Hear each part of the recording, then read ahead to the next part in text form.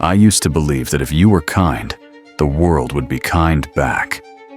That if you showed up for people, they'd show up for you. If you loved hard, helped without asking anything in return, and kept your heart open, you'd be protected. But here's the hard truth. Kindness doesn't always come back the way you give it. I remember this one night. A close friend called me in tears. It was 2 a.m. I dropped everything, literally stopped working on a project with a deadline, and drove across town to be there for them. I thought, this is what good people do, right? This is what friendship means. Fast forward a few weeks. I hit one of the darkest emotional lows of my life. Guess who didn't even text back? Have you ever been there? Giving your all and ending up empty?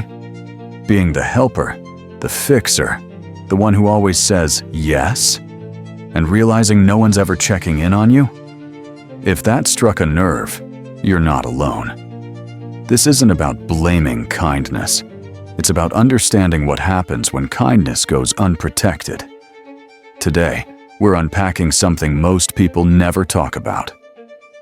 Why being kind can make you a target. Why people who care the most often carry the heaviest wounds. And how to reclaim your kindness, not as a weakness, but as a form of power. You'll learn how manipulators spot and exploit kind-hearted people. The emotional, financial, and long-term cost of saying yes too much, and how to set healthy, unshakable boundaries without losing your warmth. If you've ever been told you're too nice and felt like maybe that was a bad thing, this video is for you. Because kindness isn't the problem.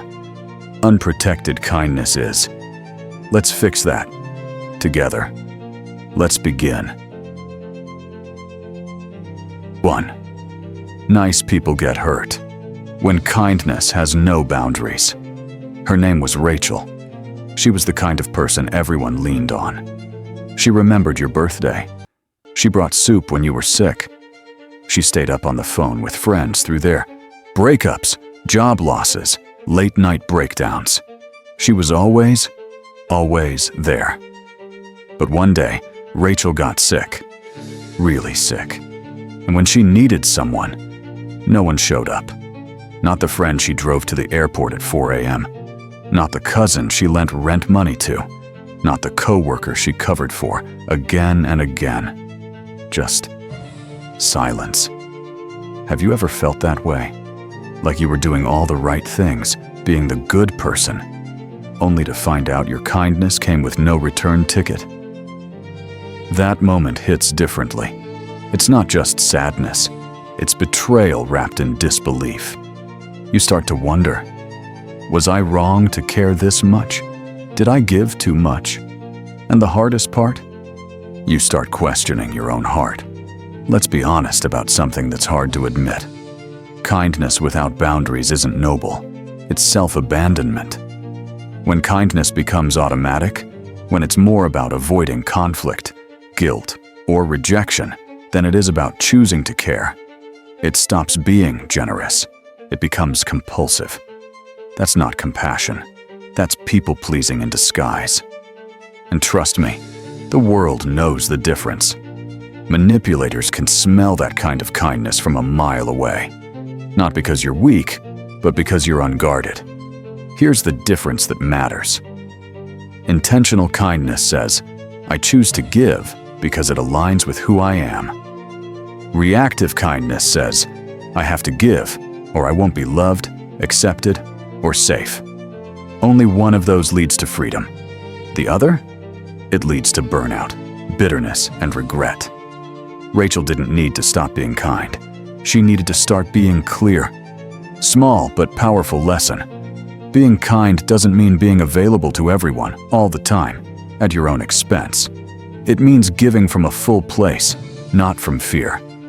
And that shift, from automatic to intentional, can change everything. So, what happens when that automatic kindness gets spotted by the wrong people?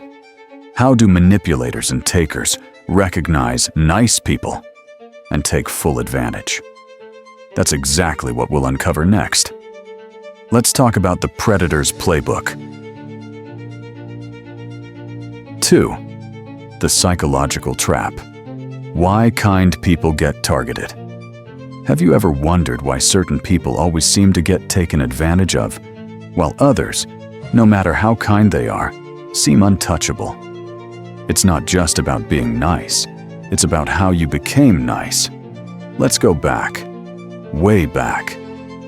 For many of us, kindness wasn't just a choice, it was survival. Maybe you grew up in a home where anger wasn't safe, where love had conditions, where your needs were ignored unless you made yourself useful. So what did you learn? Keep the peace. Avoid conflict. Be the helper. Don't ask for too much. Over time, those patterns hardened into identity. And suddenly, you weren't just being kind. You were being small, agreeable, easy to like, even when it hurt. This has a name in trauma psychology: the fawning response. It's one of the 4 trauma reactions: fight, flight, freeze, and fawn. Fawning is when we try to stay safe by people-pleasing, appeasing, and overgiving. It's deeply human. It's deeply exhausting. Take Amy, for example. She's second-generation Asian American, straight A student. Polite, soft-spoken, never says no. At work, her colleagues love her. She's so sweet. She picks up extra tasks, never complains, always smiles. But guess what? She gets passed up for promotions. Her ideas are overlooked in meetings. She's praised, but never valued. Why? Because being the nice one became her role. And roles, once accepted, are hard to break out of. In American culture, especially in minority communities, this happens a lot. Kindness gets mistaken for compliance. Respect becomes invisibility. And somewhere along the way, you start to believe a quiet lie. If I say no, I'm selfish. If I stand up for myself, I'm difficult. But here's the truth that will change your life. Saying no isn't rejection. It's self-respect. Boundaries aren't walls. They're doors with locks, and you hold the key. Small but powerful lesson. If your kindness comes from fear, it's not kindness, it's self-protection. Real kindness can say yes with joy and no with peace. You don't have to abandon who you are. You just have to stop abandoning yourself. So the question now is, once someone like Amy, or you, or me, falls into this trap, who's out there waiting to take advantage of it? Let's dive into the next layer: how manipulators spot kind people and use them like pawns. 3. Manipulators. Know the game, how takers spot the kind ones. Not everyone who smiles at you has good intentions, and not everyone who needs help is helpless. The hard truth? Manipulators are not always monsters. They're often charming, wounded, relatable, and dangerously good at reading people like you, especially if you're kind. Let me introduce you to Jake. Jake is the coworker who always seems a little overwhelmed. He's got that look, the tired eyes, the slouched shoulders, the just one more favor vibe. At first, you step in. Of course you do. You're helpful. You stay late to finish his reports. You take that call he missed. You cover, because he's going through a lot. But then it becomes a pattern. Every time something hard comes up, Jake disappears. And suddenly, your kindness becomes his escape plan. But here's the twist. Jake isn't evil. He's strategic. He knows you won't say no. He knows you'd rather be uncomfortable than cause conflict. He knows how to present just the right mix of stress, sadness, and helplessness to make you feel like saying no would make you the bad guy. That's not an accident. That's manipulation. And manipulators? They play by a specific rulebook. Here are 5 tactics they use, often subtly, skillfully, and consistently. 1. Emotional blackmail. If you really cared about me, you'd do this. They hold your love, approval, or connection hostage. Say no, and they punish you, emotionally. 2. Guilt tripping. Wow, I guess I can't count on you like I thought. Suddenly, you're not just saying no, you're letting them down. And for kind people, guilt is like kryptonite. 3. Love bombing. In the beginning, they adore you. You're amazing. You're special. You're everything. But it's a setup. The kindness they pour in up front becomes the leverage they use later. 4. Playing the victim. Everything bad always happens to them. They have the worst boss, the meanest ex, the most traumatic childhood. You end up feeling responsible for their healing, even when they don't want to heal. Just be rescued. 5. Gaslighting. They twist your reality. They say things like, "You're overreacting," or "That's not what I meant." Suddenly, you're apologizing for things you never did. You're questioning your memory, your instincts, even your worth. It's subtle, it's calculated, and worst of all, it works best on people who care. Because manipulators don't need to be violent to be dangerous. They just need to know what makes you hesitate. And if you fear being seen as selfish, rude, or unkind, they've already won. Small but powerful lesson. Manipulators don't choose people at random. They choose people who won't fight back. That doesn't mean you're weak. It means you have something beautiful. Empathy. But even empathy needs armor. So, what does that armor look like? How do you protect your time, your energy, your money, and your peace without turning into someone cold or guarded? That's what we're diving into next, because it's not just about the emotional cost of kindness. There's a real, measurable toll it takes when you don't draw the line. Let's talk about that. The toll it takes when kindness leaves you empty. Meet Sarah. She's a middle school teacher in Texas, one of those people who goes all in for her students. She stays after school tutoring kids who are falling behind. She spends her own money on classroom supplies. She answers emails from parents late at night, even on weekends. She listens. She cares. She gives. Every single day. But last year, something changed. Sarah started waking up exhausted, before her feet even hit the floor. She felt irritated by the smallest requests. The work she once loved, it now felt like a weight. She wasn't angry at her students or their parents. She was just done. And she didn't know why. That's what burnout looks like when it wears the mask of kindness. It sneaks in slowly. Because you're not doing anything wrong. You're just saying yes too much. To everyone, except yourself. And over time, you forget where you end, and everyone else begins. Let's break down what happens when your kindness isn't balanced by clarity. 1. Emotional burnout. You're tired, but not just physically. It's soul deep. You start dreading the things you used to enjoy. You give and give, but feel emptier after every interaction. 2. Loss of boundaries. You don't remember the last time you said no. You flinch at the idea of disappointing someone. You say it's fine when it's not fine. And soon, your needs get erased from the equation entirely. 3. Trust confusion. You begin to question everyone's motives. Do they really like me? Or just what I do for them? The line between real connection and conditional use gets blurry. You become more guarded, not because you've stopped caring, but because you're tired of being used. 4. Self-blame and depression. When it all collapses, you don't get mad at others. You get mad at yourself. Why can't I handle this? What's wrong with me? You carry guilt for burning out. You apologize for setting boundaries. You feel broken for needing rest. And the worst part? No one sees it. Because on the outside, you're still the nice one. Still smiling. Still helping. Still slowly disappearing. Small but powerful lesson. Kindness without clarity is self-destruction. Being generous doesn't mean being disposable.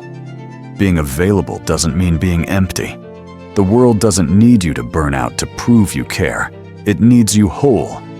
So, how do you start protecting that wholeness? How do you stop the cycle of burnout, regret, and quiet resentment without losing the core of who you are? It starts by looking at what you're actually giving away. Your time, your energy, your money, your opportunities, and yes, your future. Let's talk about the real, measurable cost of unguarded kindness. Coming up next, the financial, career, and time damage no one talks about.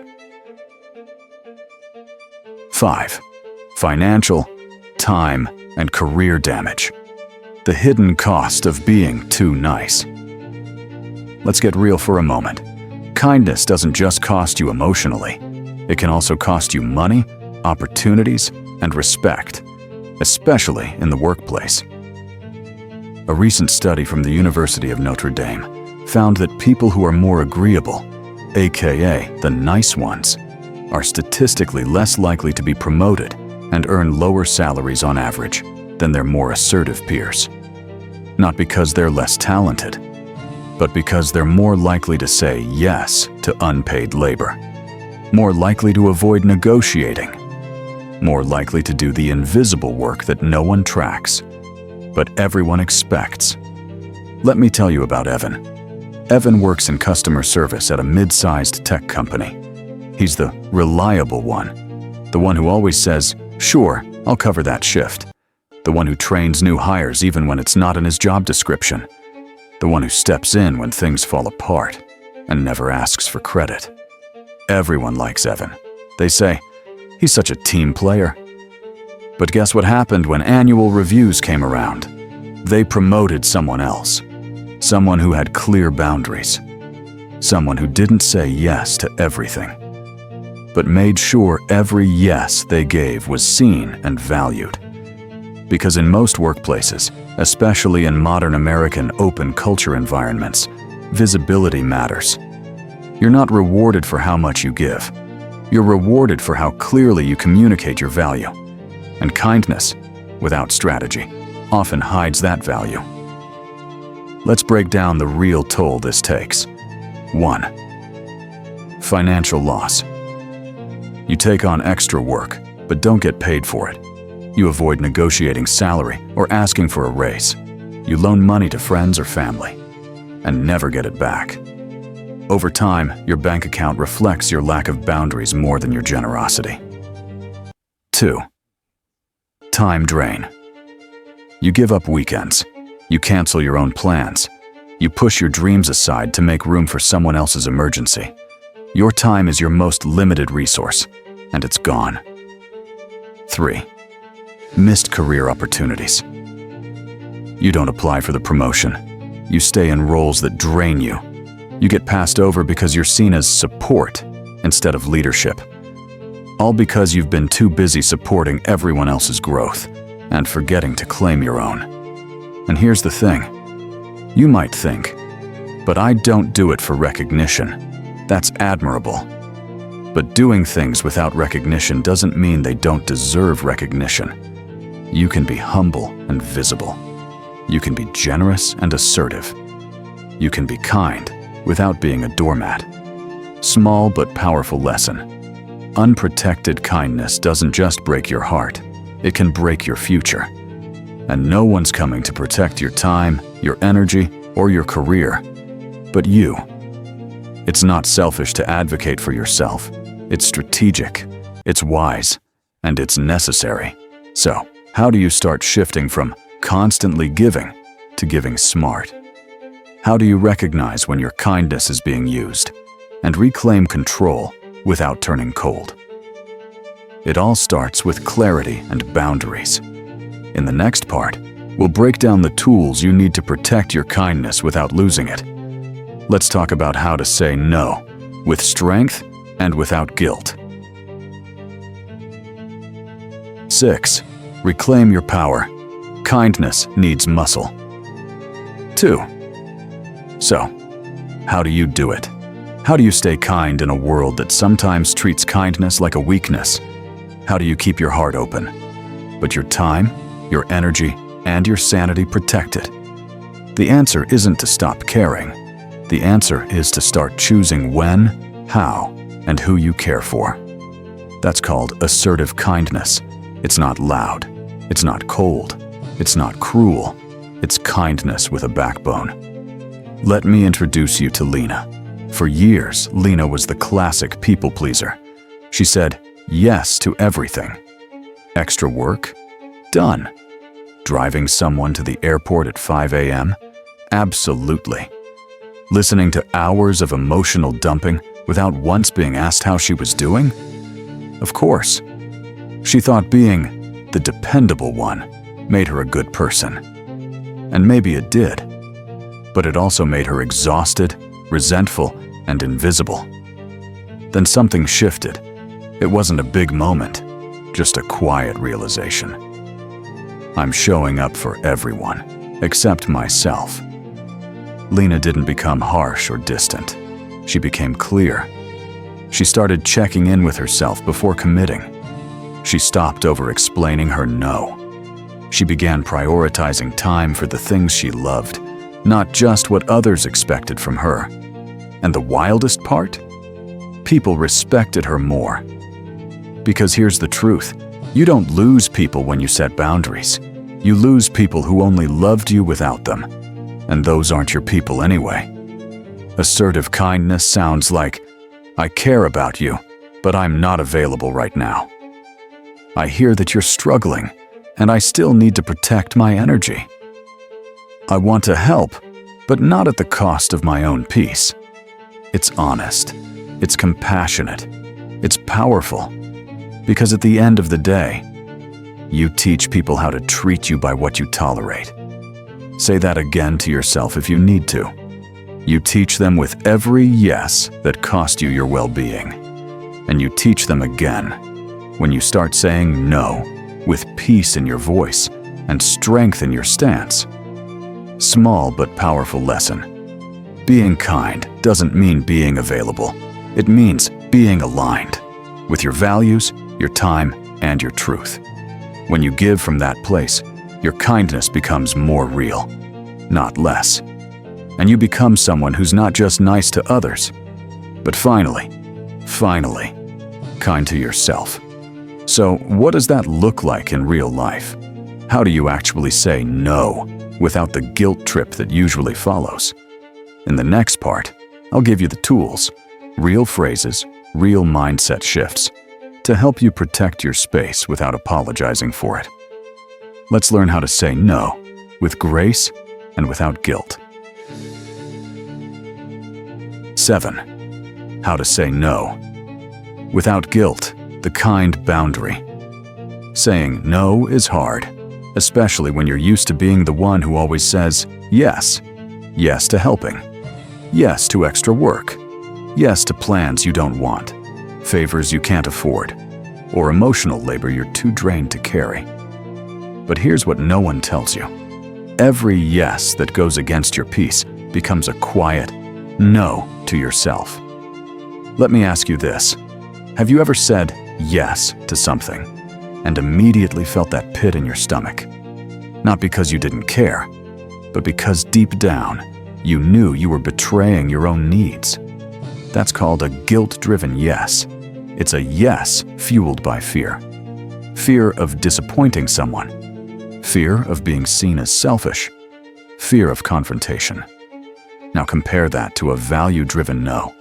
A no that says, I care, but I can't, because I'm honoring my time, energy, and priorities. It's not rude, it's responsible. So how do we get better at saying that kind of no? Start here, with words. 2 phrases that protect your peace. 1. I wish I could, but I have other priorities right now. This one is gentle but firm. It shows care while making your boundaries clear. You don't need to over-explain. You don't need a full excuse, because no is a complete sentence. This just softens the edges. 2. Let me think about it and get back to you. This is the delay plus reflect strategy. It gives you space, time to check in with yourself, time to ask, do I really want to do this? Or am I just afraid to say no? It's powerful because it breaks the cycle of automatic yes. Try this quick reflection exercise. Take 3 minutes today. Write down 3 moments this week where you said yes, but in your gut, you knew you wanted to say no. Ask yourself, what stopped me? What was I afraid of? What would I do differently next time? Self-awareness is where boundaries begin. Because here's the truth. Boundaries don't push people away. They filter in the ones who truly respect you. The people meant to be in your life will understand your no. They might even start respecting you more because of it. Small but powerful lesson. Every time you say no to something misaligned, you're saying yes to your clarity, your energy, and your freedom. You don't need to choose between being kind and being strong. You can be both in the same sentence. And once you start saying no with peace and purpose, the next step is learning how to spot the people who won't take no for an answer. Because not everyone respects boundaries. Some people push back, play the victim, or pretend they didn't hear you. Let's talk about them next. Coming up, the red flags of manipulation and how to see them early. 8.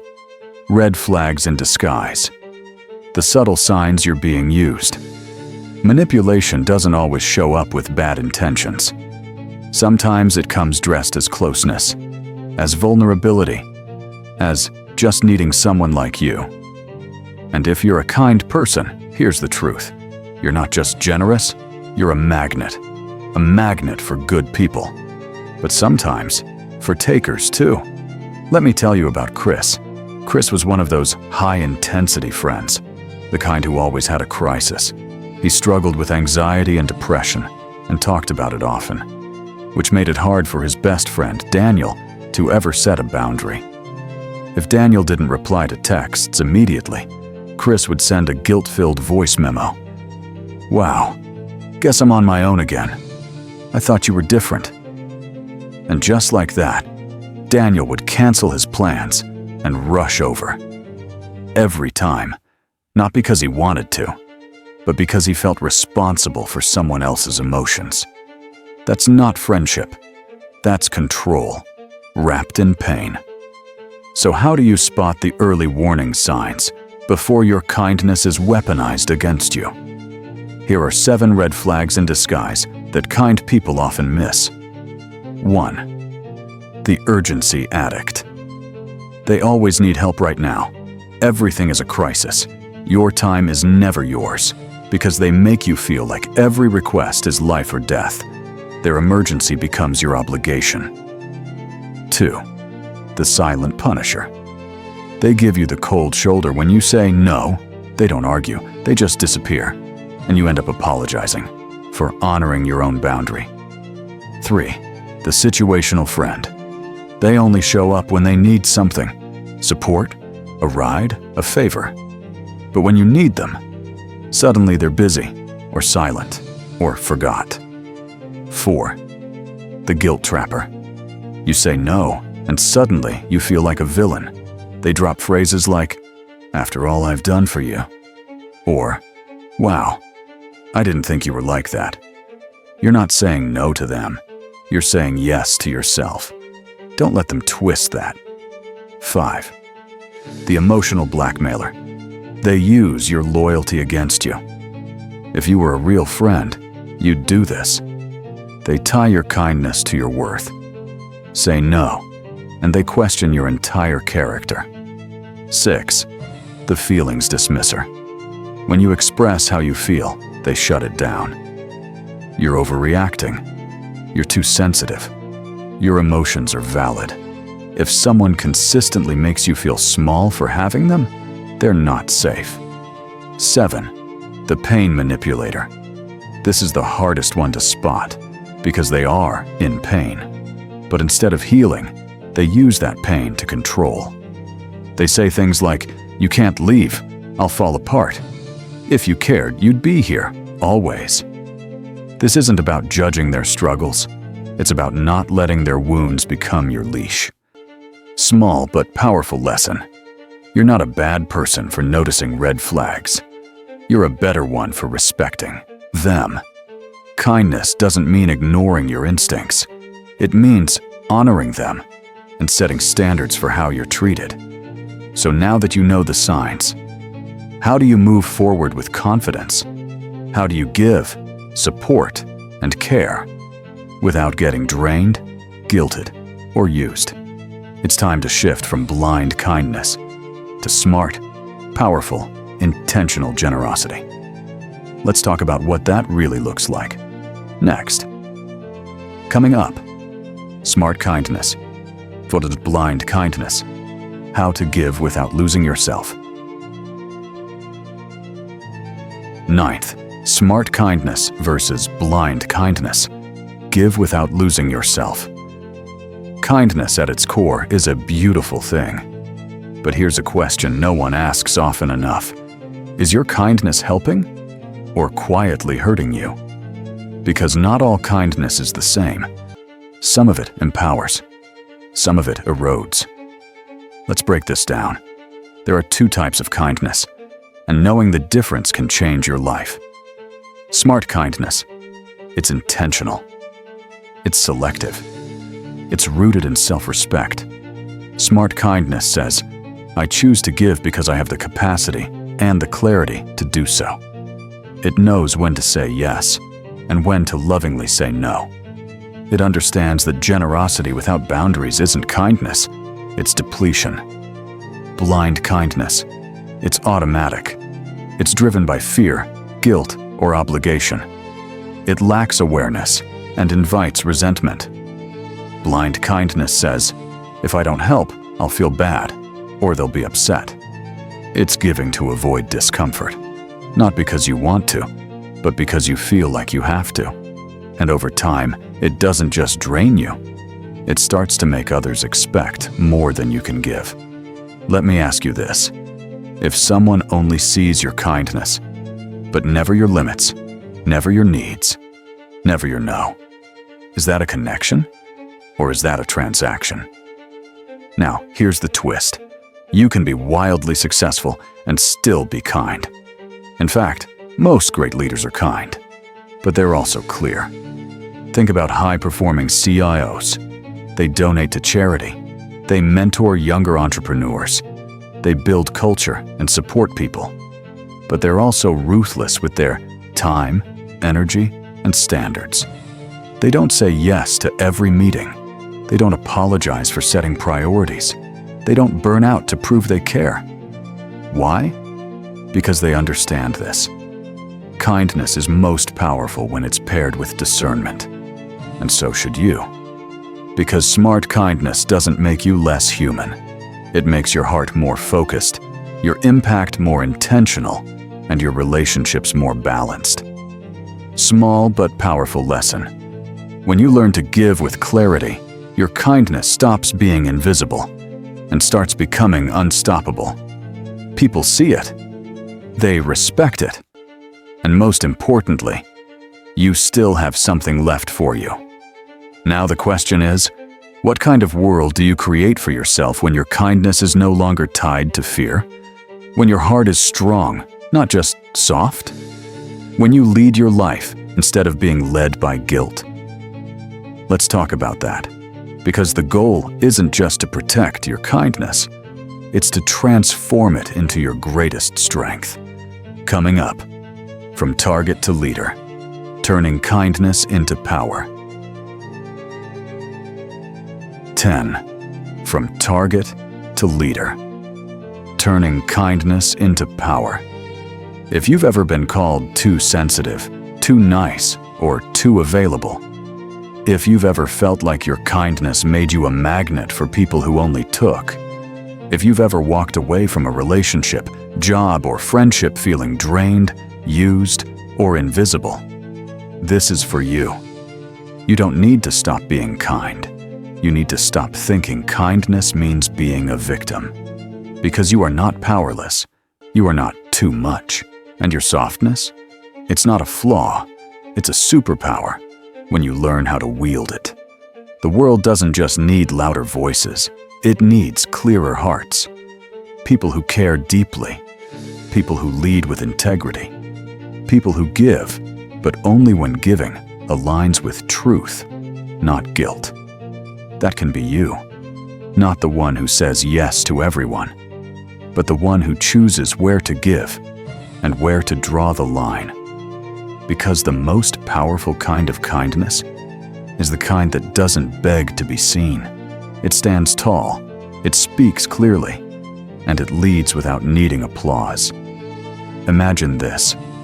You walk into a room, not needing to prove you're good, not needing to say yes out of fear, but knowing you bring value simply by being you. That's not weakness, that's leadership. If you've ever felt too kind for this world, maybe it's time to build a stronger one within you. One with boundaries, one with discernment, one where your kindness lifts others without costing you your soul. Final reflection. You can be kind without being used. You can be giving without being emptied. And you can lead with both strength and softness. The shift begins now. If this message hit home, I invite you to do 2 things. 1. Share your story in the comments. Have you ever been in a situation where your kindness was taken for granted? What did you learn? What helped you reclaim it? 2. Join the movement of smart kindness. Start today. Set one small boundary. Say one honest no. Give from intention, not obligation. And watch how your life begins to change. Because the world doesn't need more people who say yes to everything. It needs more people who say yes to what truly matters, starting with themselves. Thanks for watching. Take care of your kindness. We'll see you in the next chapter.